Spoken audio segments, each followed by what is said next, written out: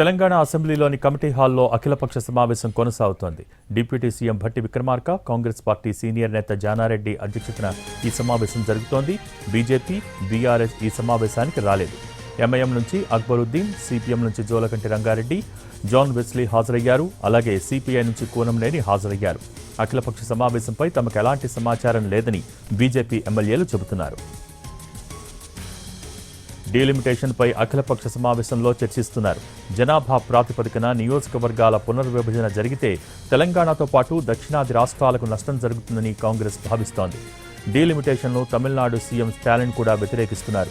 ఈ నెల 22న చెన్నైలో జేఏసీ సమావేశం ఏర్పాటు చేసి దక్షిణాది రాష్ట్రాల్లోని పార్టీలకు ఆహ్వానం పంపించారు.